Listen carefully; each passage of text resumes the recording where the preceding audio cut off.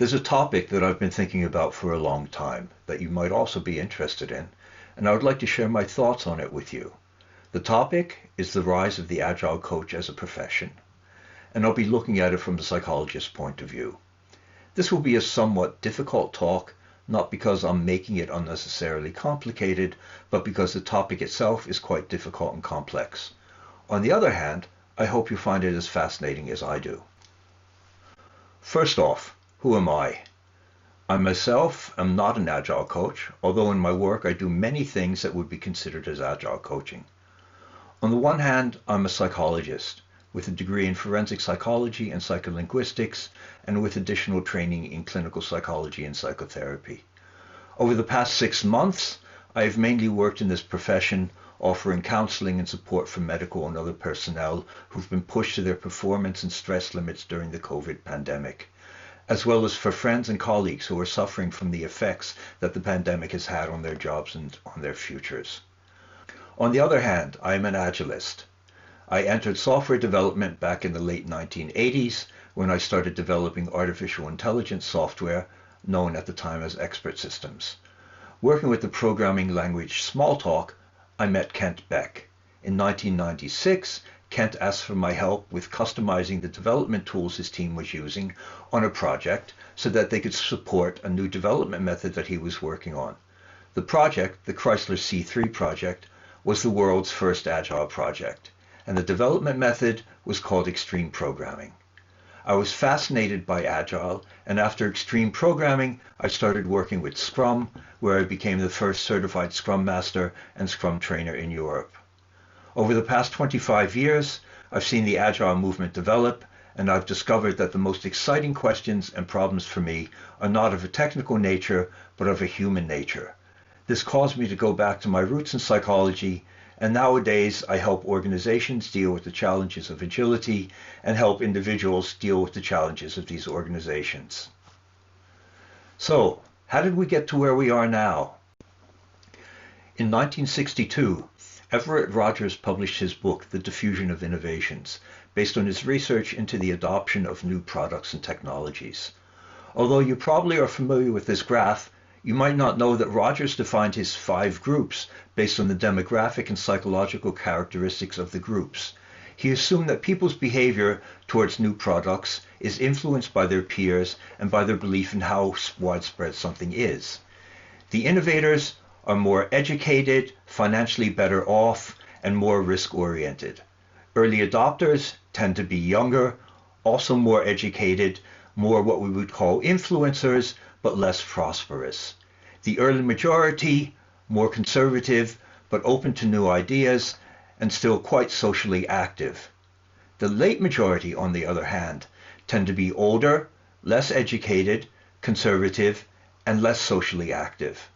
And the laggards are very conservative, tend to have a small financial capital, and tend to be the oldest and least educated of all the groups. Almost 30 years later, in 1991, Geoffrey Moore published his book, Crossing the Chasm, in which he proposed a new idea.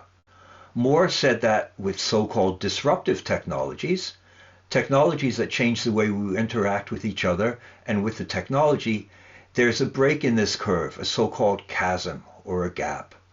Only technologies that can cross the chasm and make it into the mainstream are viable, no matter how good the technology itself is. The acceptance in the mainstream almost starts all over again as a kind of S-curve. There are numerous cases of superior technology that didn't make it into the mainstream, with a prime example being Betamax video, a production-grade video format used by television stations, but which lost the fight for mainstream acceptance to VHS video cassettes.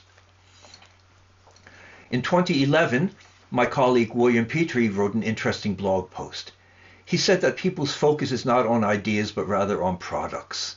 The criteria for selecting a product are different for the different user groups. For early adopters, their drive to solve a problem or gain a competitive advantage or just to be cool is enough motivation to try new products. Late adopters lack this motivation and lack this desire for change and improvement. However, since there are a much larger number of these late adopters, they'll make up the majority of the market. And unlike early adopters, who are usually relatively self-sufficient, the late adopters will use more services, which makes them even more influential. They are also usually the least discerning consumers, the ones who are least able to tell the difference between the product they want and the product they need. Agile fell into this gap.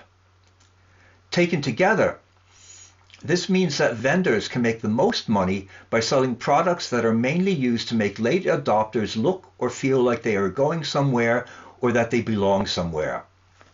The split is between companies that do Agile because they want to and companies do it because they must. I call this Me Too Agile. For late adopters, any actual work or discomfort beyond the minimum required would have a negative effect on their acceptance. Bad products, bad ideas often drive out the good ones, leading to fads. The common perception of the idea would be defined by the behavior and results of the majority and would bury the original idea. This is a second chasm.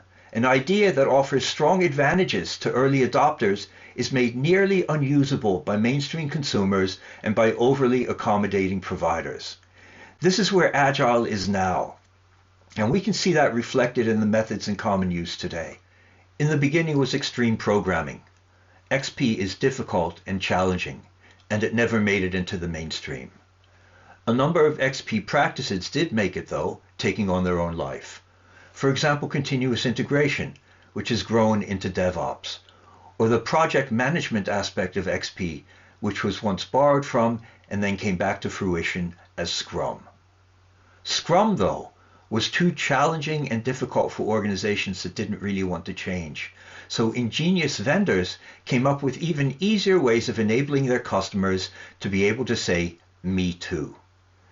For example, if you want to say that you're Agile, all you need to do is clear out some space on a wall and hang up some Post-its. Not too many, though. Thus was Kanban, an excellent method for a specific problem domain, misappropriated. Or if you want to say you're Agile, all you need to do is rename your teams and your departments. Just call them squads and tribes.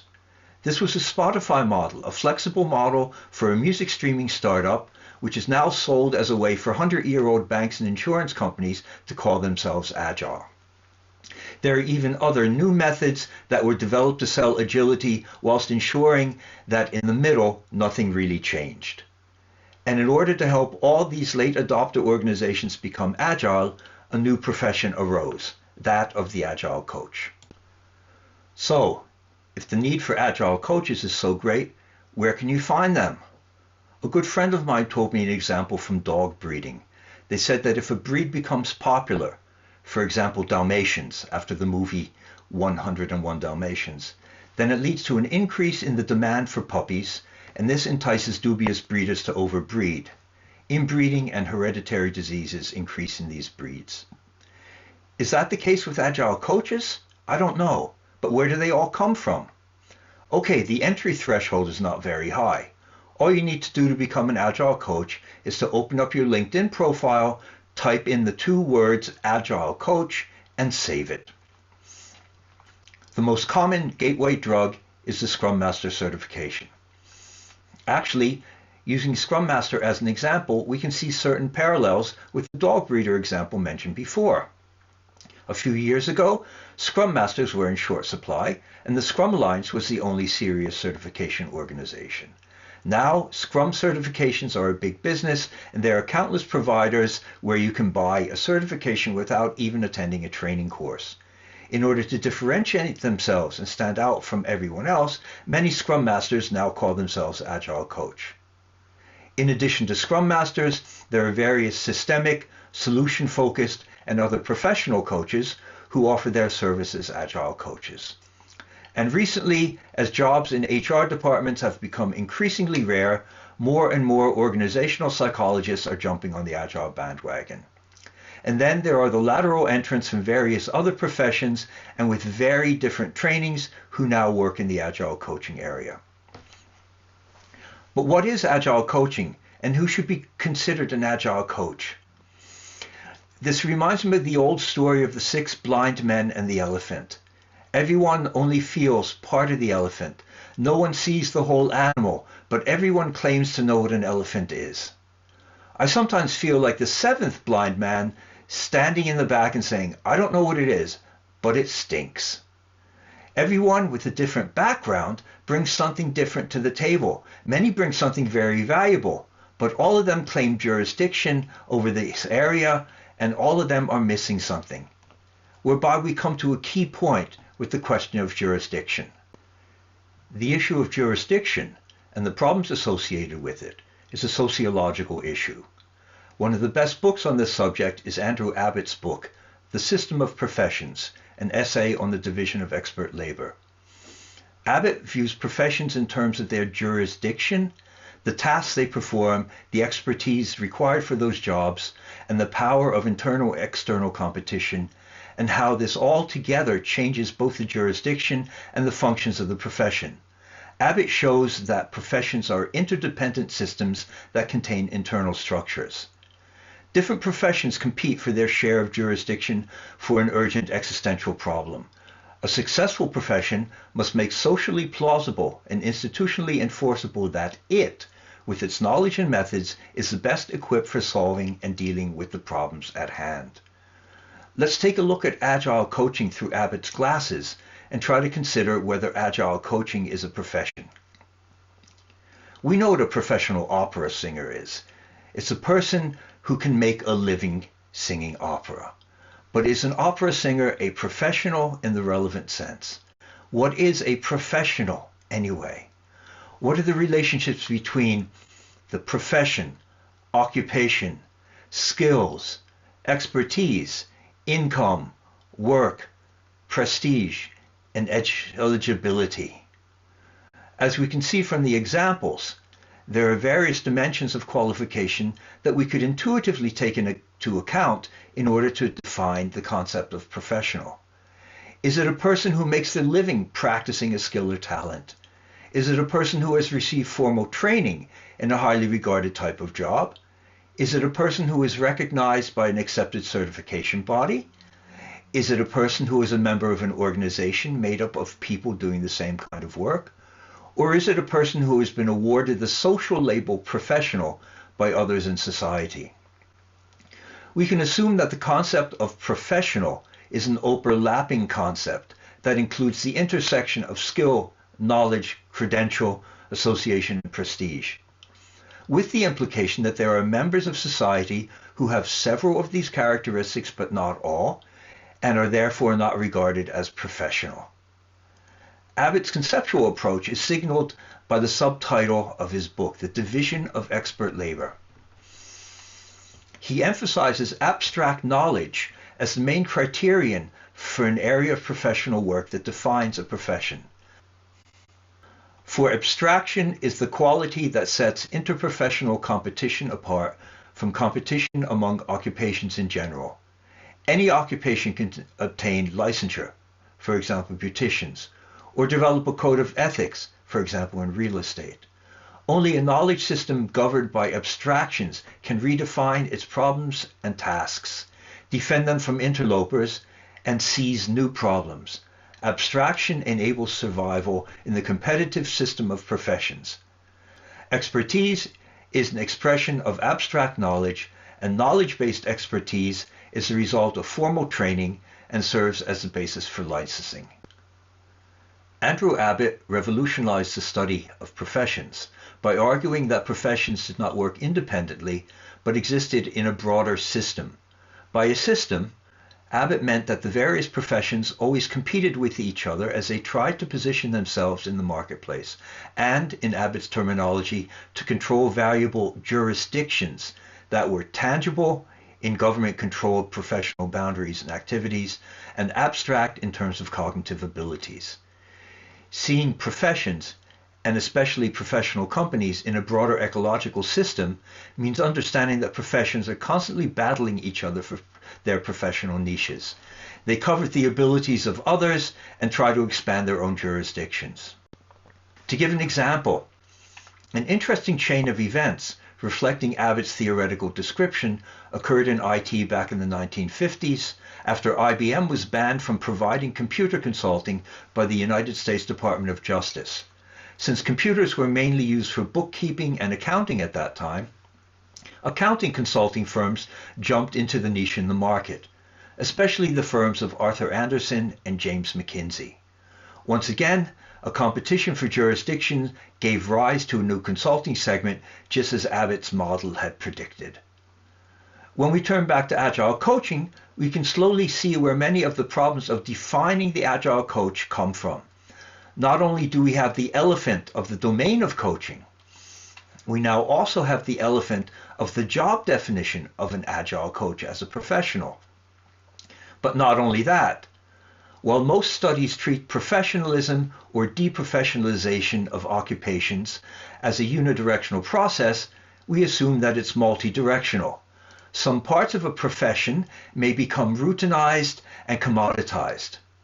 Scrum Master certification, for example, while others can be expanded, specialized, and defined as a core element of a profession.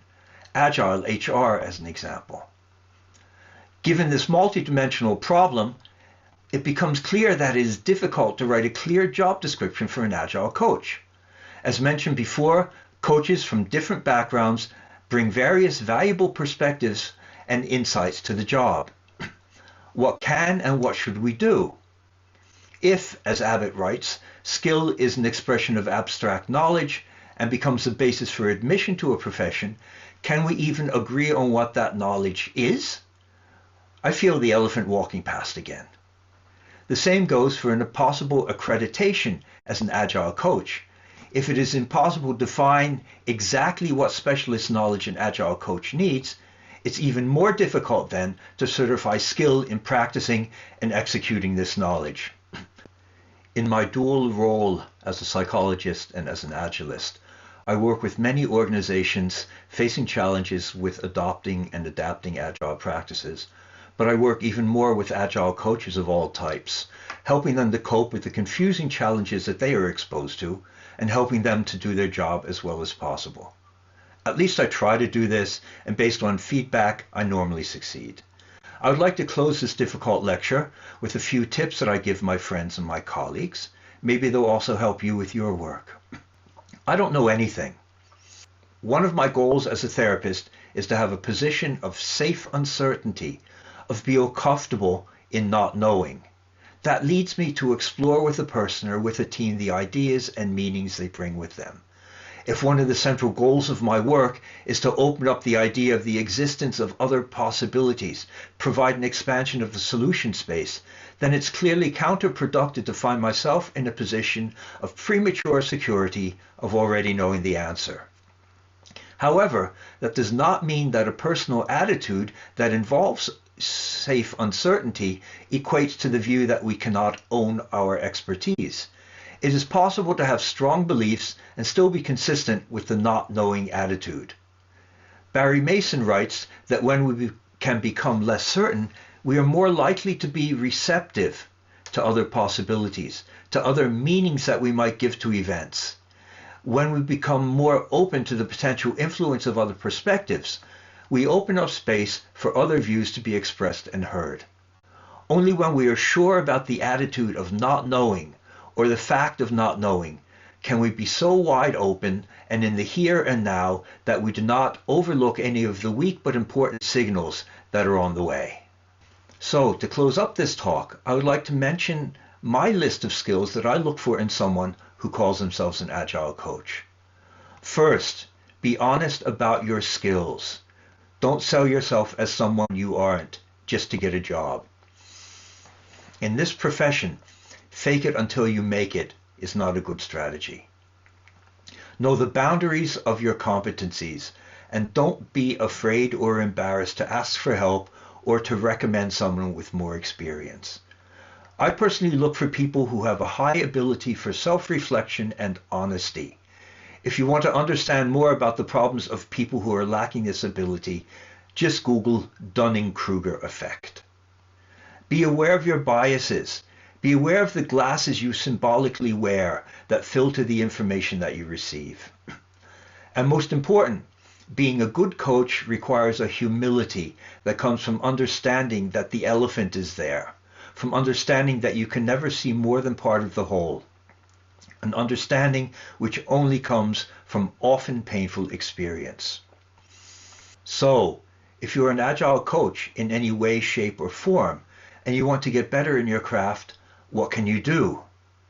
First, mindfulness training.